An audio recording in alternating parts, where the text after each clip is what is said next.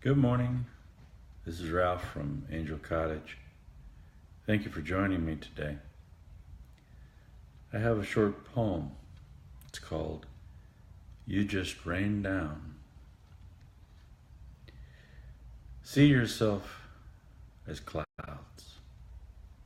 floating in the sky, the sun clear and bright, the world drifting by.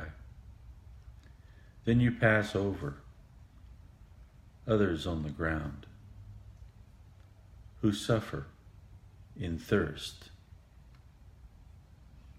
and you just rain down.